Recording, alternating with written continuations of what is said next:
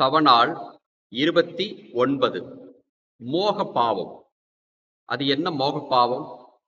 ஒருவர் மீது கொள்ளும் அளவுக்கு அதிகமான காம எண்ணம், அதைத்தான் மோக பாவம் என்கின்றோம்.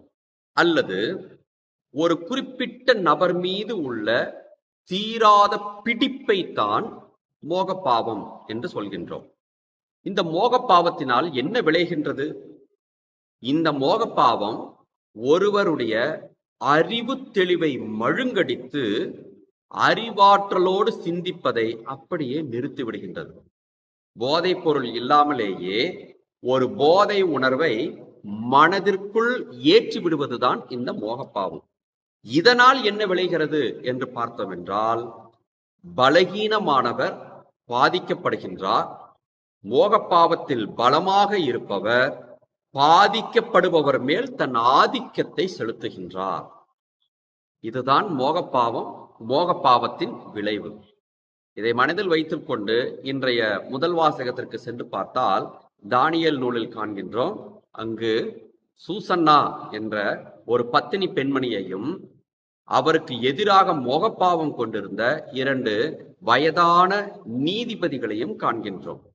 இந்த 2 நீதிபதிகளும் சுசன்னாவின் மீது தீராத பற்றை, பிடிப்பை வைத்திருந்தார்கள்.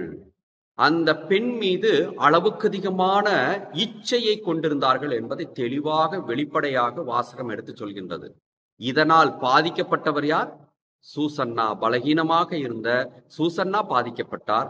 பலமாக இருந்த அந்த 2 நீதிபதிகளும், அதிகாரத்தில் பலமாக இருந்த அந்த 2 நீதிபதிகளும் இவர் மீது தங்களது ஆதிக்கத்தை செலுத்துகிறார்கள். ஆனால் விளைவு என்னவாயிற்று என்று பாருங்கள். கடவுள் பக்தியோடு இருந்ததால் சூசன்னா கடவுள் தன் பக்கம் நிற்பதால் அவரை விட பலமானவர்கள் யார்? ஆகவே அந்த பலமான கடவுள், கற்பில் பலமான கடவுள் தனது ஆதிக்கத்தை பலகீனமான இந்த 2 நீதிபதிகள் மீது செலுத்தினார். கல்லால் அடிக்கப்பட்டு அவர் மாண்டு போனார்கள்.